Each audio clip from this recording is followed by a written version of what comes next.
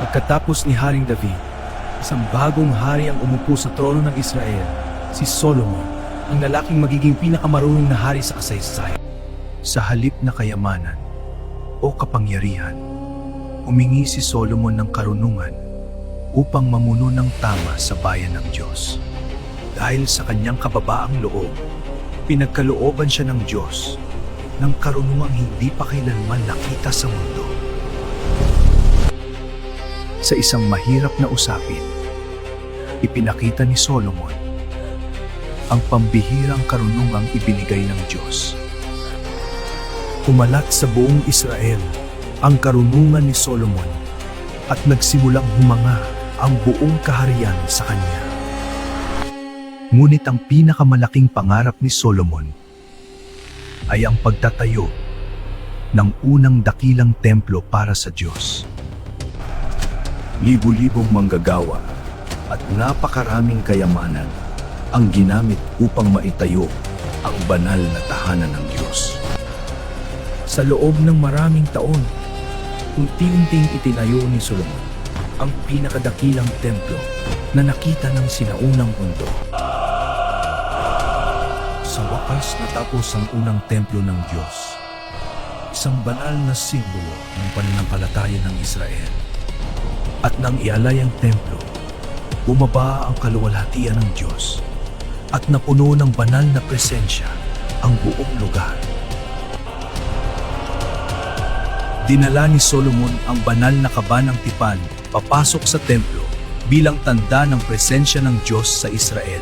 Sa harap ng buong Israel, inihandog ni Solomon ang templo bilang banal na tahanan para sa pagsamba sa Diyos. Sa panahon ni Solomon, naging mapayapa at napakayaman ang Israel tulad ng hindi pa nangyari noon. Mula sa iba't ibang lugar, dumating ang mga tao upang marinig ang pambihirang karunungan ni Solomon. Hindi lamang hari si Solomon, siya rin ay makata at manunulat ng mga awit na nagpupuri sa Diyos. Bukod sa templo, nagpatayo rin si Solomon ng maraming dakilang gusali sa buong Jerusalem. Sa ilalim ng pamumuno ni Solomon, ang Jerusalem ay naging isa sa pinakadakilang lungsod sa sinaunang mundo. Maging ang reyna ng Sheba ay naglakbay ng napakalayo upang masaksihan ang karunungan ni Solomon. Namangha ang reyna ng Sheba sa karunungan, kayamanan at kaluwalhatian ng kaharian ni Solomon. Sa kanyang panahon, si Solomon ang naging simbolong karunungan, kapayapaan at kaluwalhatian ng Israel. Ang trono ni Solomon ay nabalutan ng ginto at karangyaan, simbolo ng kapangyarihan at kaluwalhatian ng Israel. Sa panahon ni Solomon, lumawak ang kalakalan ng Israel at dumaloy ang kayamanan mula sa iba't ibang bahagi ng mundo. Naging napakayaman ng Israel sa ilalim ng pamumuno ni Solomon na halos maging ordinaryo na lamang ang pilak sa Jerusalem.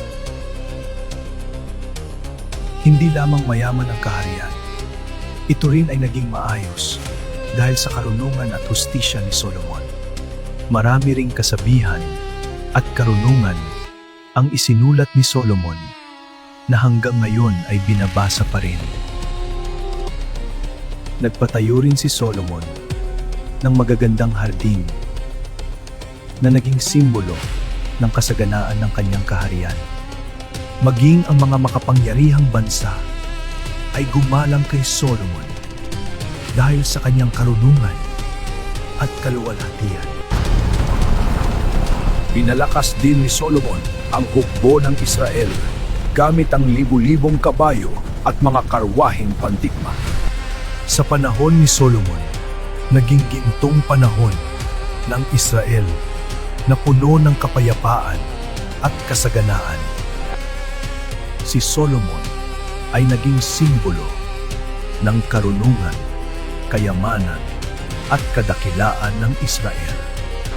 Pinalakas ni Solomon ang mga lungsod ng Israel upang maging ligtas at matatag ang kanyang kaharian.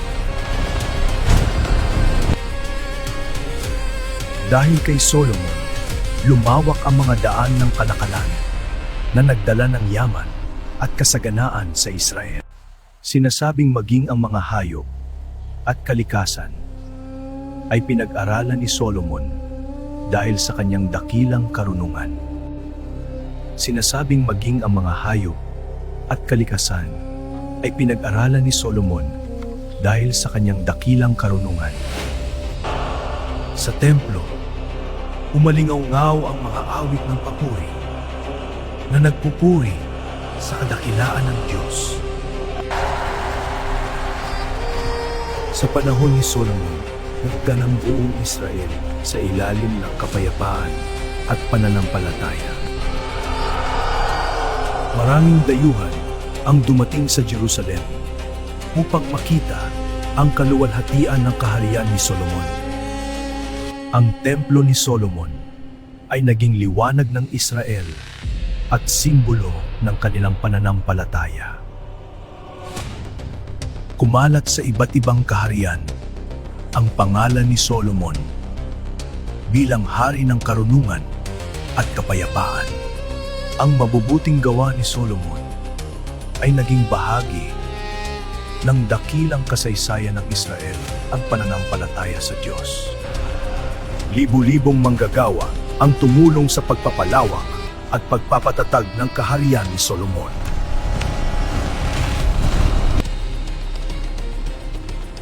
Pinanatili ni Solomon na sagana ang pagkain sa Israel upang maging handa ang buong kaharian sa anumang panahon. Araw-araw, naglingkod ang mga pari sa banal na templo na itinayo ni Solomon para sa Diyos. Marami sa mga kasabihan ni Solomon ang naging gabay ng karunungan para sa maraming henerasyon.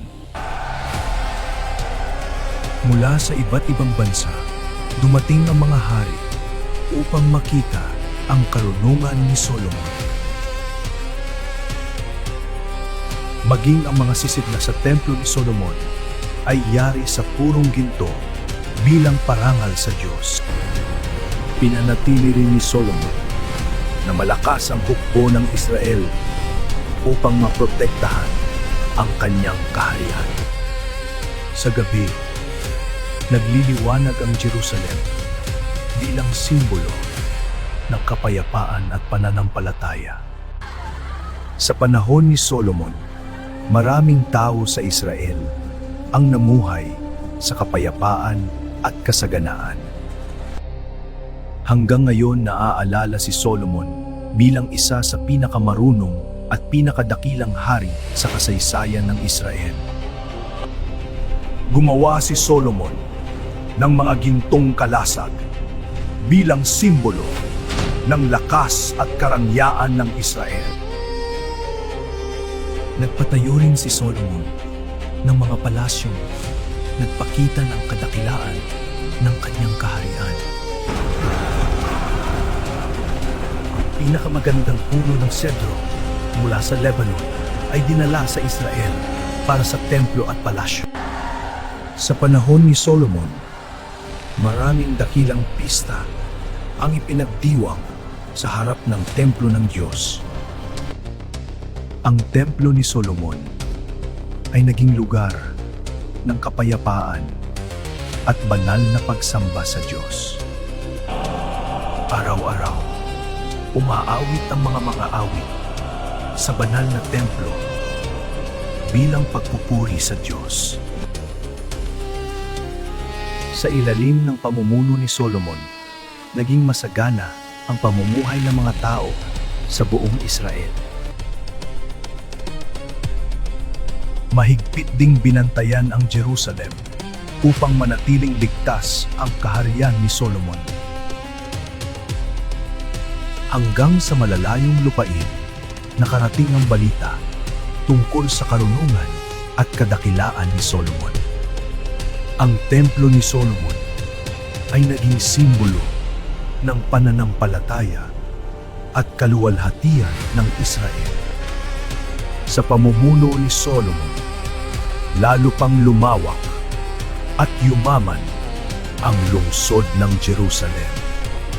Dumating sa Israel ang mga kayamanan mula sa dagat na lalong nagpayaman sa kaharian ni Solomon. Kilalang kilala rin si Solomon sa kanyang malalakas na kabayo at makapangyarihang hukbo. Mahigpit ding pinrotektahan ang banal na templo na itinayo ni Solomon para sa Diyos. Araw at gabi, nagliliwanag ang templo bilang simbolo ng banal na presensya ng Diyos.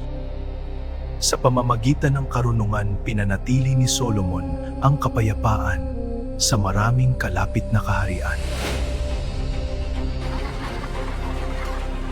Sa panahon ni Solomon, namuhay ng payapa at masagana ang maraming pamilya sa Israel. Maraming handog ang inialay sa Diyos bilang pasasalamat sa panahon ng kasaganaan. Maging ang bawat bahagi ng templo ni Solomon ay nilagyan ng magagandang palamuti bilang parangal sa Diyos. Ang templo ni Solomon ay naging lugar kung saan sama-samang nanalangin ang buong Israel. Pinalibutan ni Solomon ang kanyang sarili ng mga matatalinong tagapayo upang mapanatiling maayos ang kaharian. Napuno rin ng musika at pagdiriwang ang kaharian ni Solomon sa panahon ng kasaganaan. Sa likod ng kapayapaan, naroon din ang mga bantay na nagpapanatili ng seguridad sa kaharian. Ibinahagi rin ni Solomon ang kanyang karunungan sa mga susunod na mamumuno sa Israel.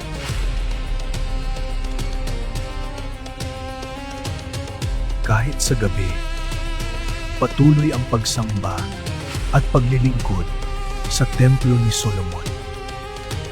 Sa panahon ni Solomon, maraming pamilya ang namuhay sa katahimikan at kasaganaan. Ang templo ni Solomon ay naging simbolo ng kadakilaan at pananampalataya ng Israel. Maraming bansa ang nagpugay kay Solomon dahil sa kanyang karunungan at kapangyarihan. Ang Jerusalem ay naging liwanag at sentro ng kaharian ni Solomon. Sa kasaysayan ng Israel, naaalala si Solomon bilang hari ng gintong panahon ng kaharian. Habang lumilipas ang panahon, patuloy na namuhay si Solomon sa gitna ng karangyaan at kaluwalhatian. Ang templong itinayo ni Solomon ay naging simbolo ng pananampalataya ng buong Israel.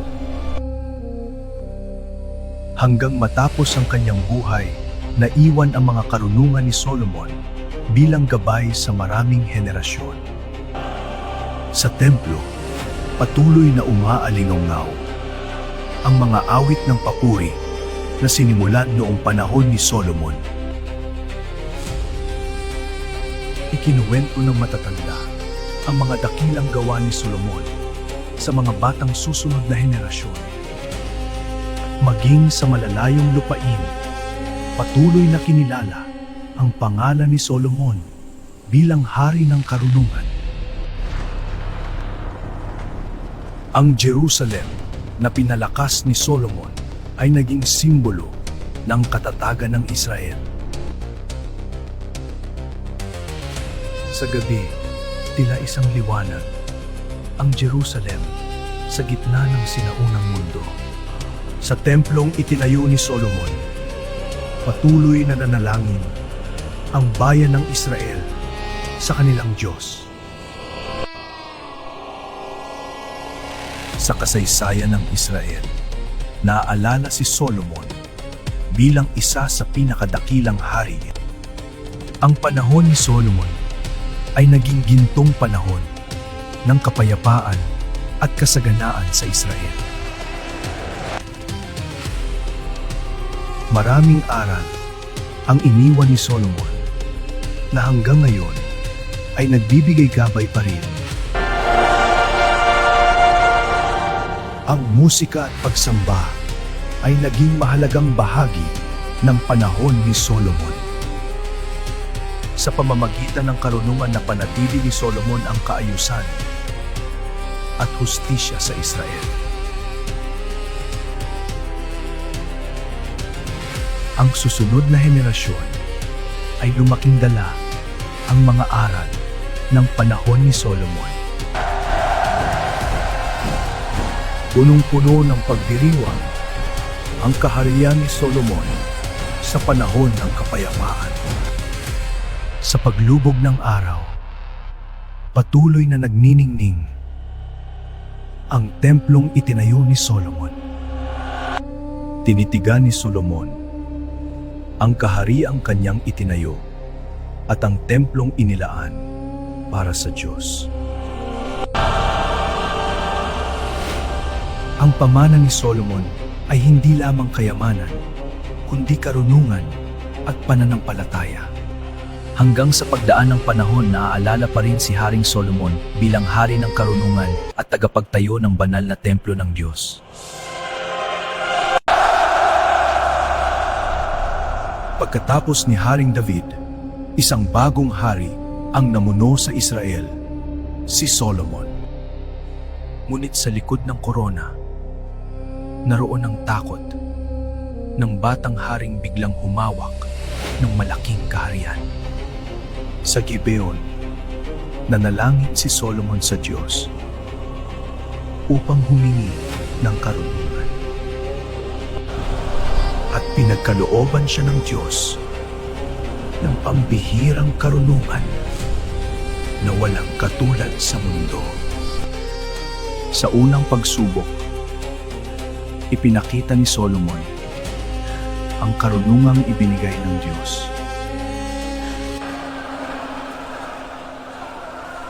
Kumalat sa buong Israel ang pangalan ni Solomon bilang haring puno ng karunungan. Ngunit may mas dakilang pangarap. Si Solomon ang pagtatayo ng templo para sa Diyos. Mula sa Lebanon, dinala ang pinakamagagandang puno para maitayo ang banal na templo. Nagsimula ang pagtatayo ng pinakadakilang templo sa kasaysayan ng Israel. Unti-unting naging ginintuang lungsod ang Jerusalem sa ilalim ni Solomon.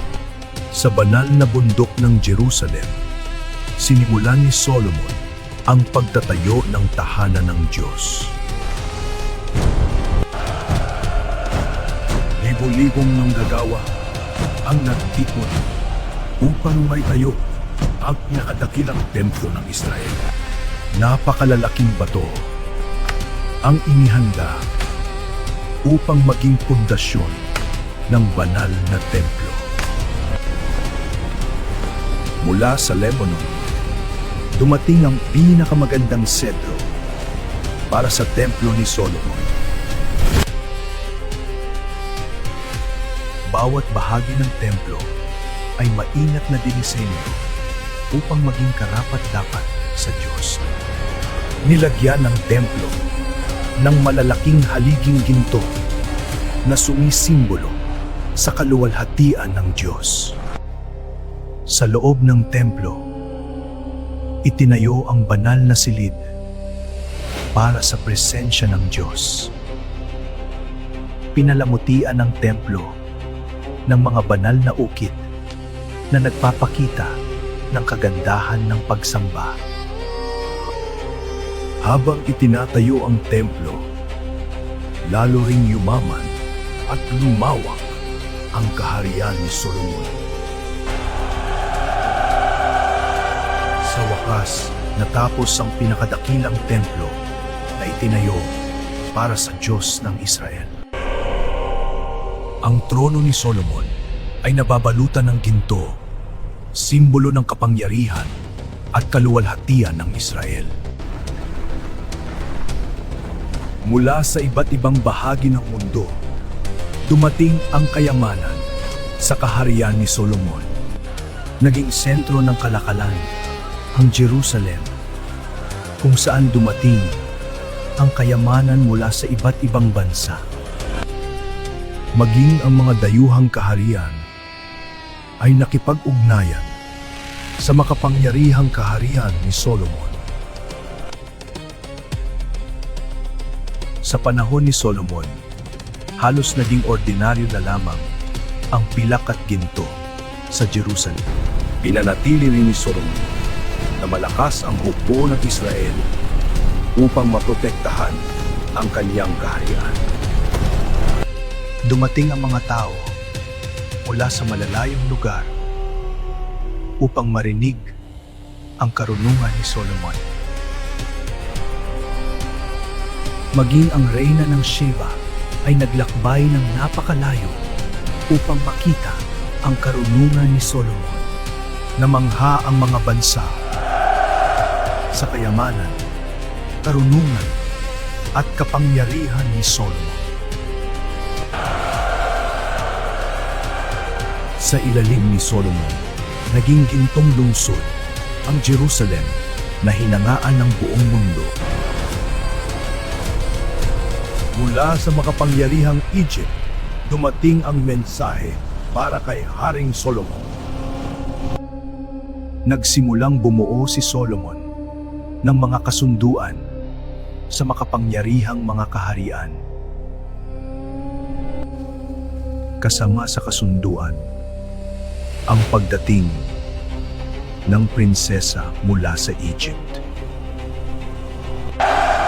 Sa unang pagkakataon, dumating sa Jerusalem ang isang banyagang prinsesa para kay Solomon.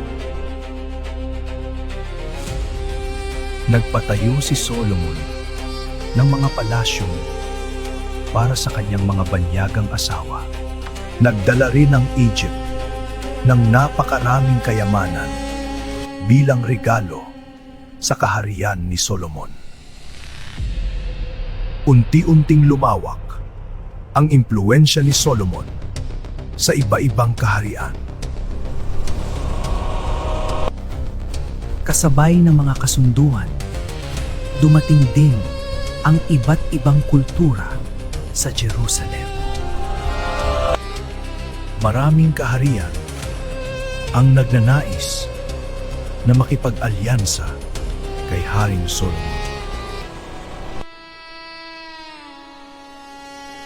Ngunit kasabay ng mga alyansa, unti-unti ring nagbago ang direksyon ng buhay ni Solomon. Ang anak ni Paraon ang magiging unang banyagang asawa ni Haring Solomon. Mula sa Egypt, naglakbay ang napakalaking karavana patungo sa Jerusalem. Buong Jerusalem ang sumalubong sa prinsesang mula sa Egypt.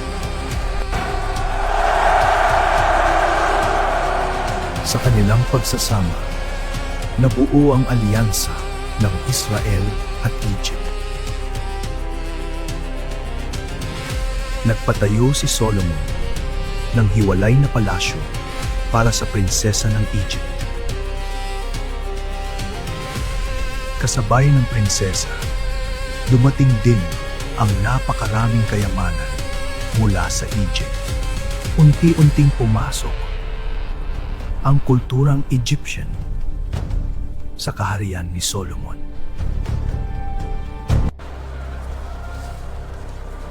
Dahil sa alyansa sa Egypt, lalo pang yumaman ang kaharian ng Israel.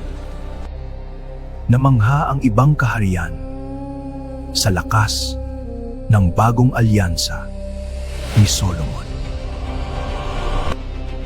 At iyon ang naging simula ng pagdami ng mga asawa ni Solomon.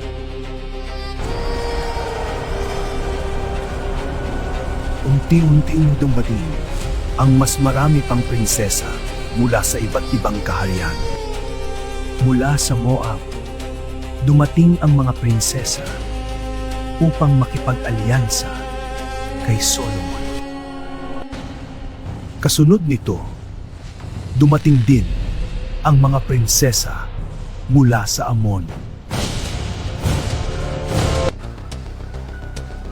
Mula naman sa Sidon, dumating ang mga babaeng dala ang karangyaan ng dagat at kalakalan.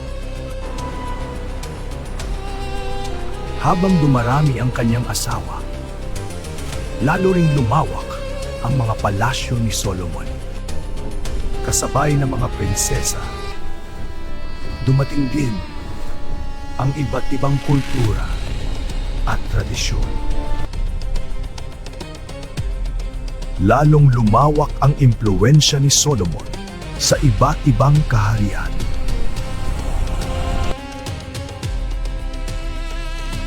Napuno ng karangyaan at pagdiriwang ang palasyo ni Solomon.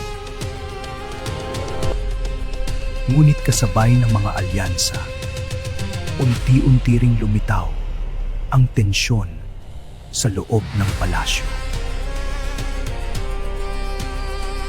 Habang lumalawak ang mga alyansa ni Solomon, unti-unti ring nagbago ang direksyon ng kanyang puso. Sa silangan ng Dead Sea, matatagpuan ng kaharian ng Moab, isa sa mga bansang nakipag-alyansa kay Solomon. Isa sa mga prinsesa ng Moab ang ipinadala upang maging asawa ni Solomon. Nagdala ang Moab ng napakaraming kayamanan bilang handog sa kaharian ni Solomon. Dumating ang prinsesa ng Moab sa ginintuang lungsod ng Jerusalem. Sa pamamagitan ng kasal, pinagtibay ang alyansa ng Moab at Israel.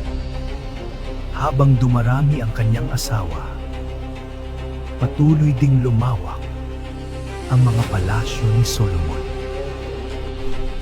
Kasabay ng mga prinsesa, dumating din ang kultura at tradisyon ng Moab.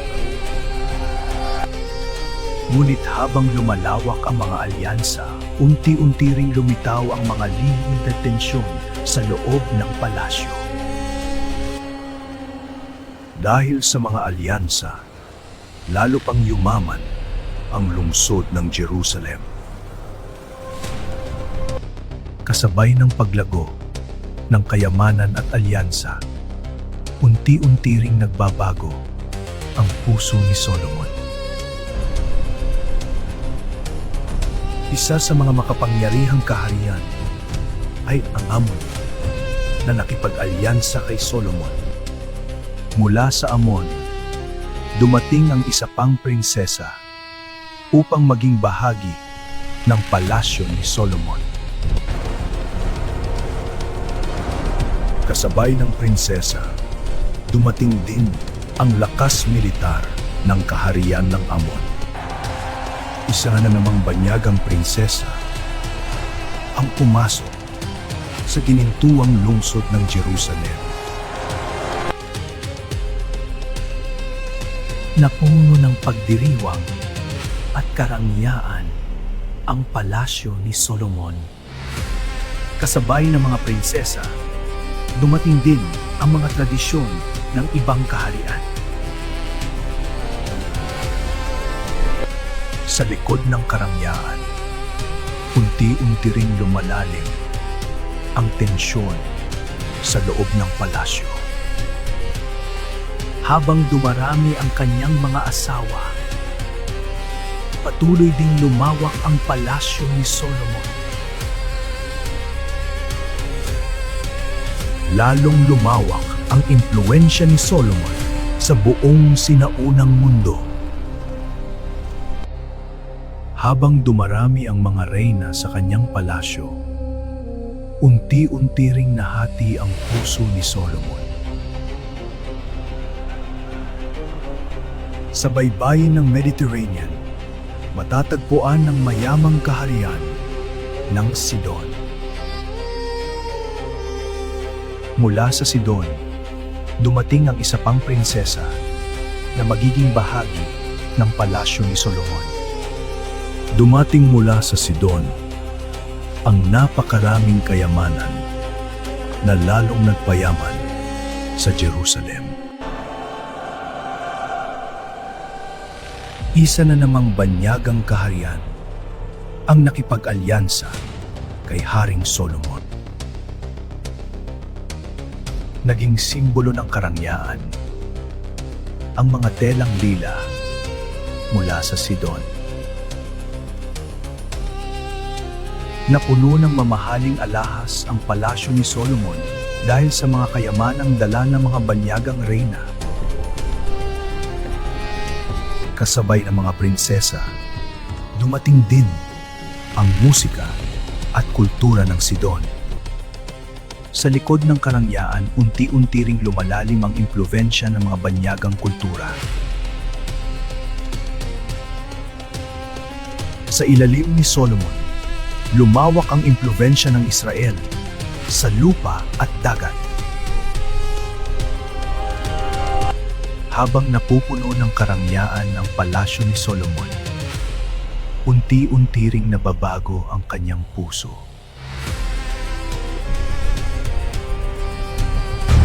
Sa timog ng Israel, matatagpuan ang kaharian ng Edom, na kilala sa mga pulang bundok nito.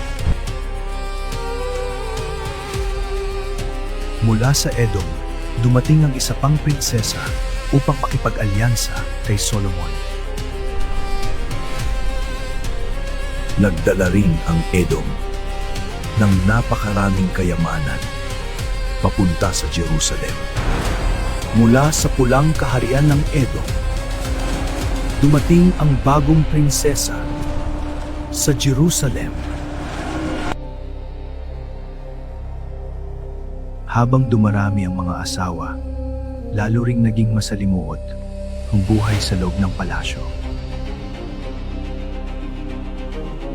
Napuno ng kayamanan at karangyaan ang palasyo ni Solomon. Kasabay ng mga banyagang reyna, unti-unti ring pumasok ang kanilang mga paniniwala sa Jerusalem. Unti-unting nabahala ang mga pari ng Israel sa mga pagbabagong nangyayari sa palasyo. Habang lumalawak ang kanyang mga alyansa, unti-unti ring nahahati ang puso ni Solomon. At sa likod ng kayamanan at karangyaan, unti-unti nang nagsimula ang pagbagsak ni Solomon.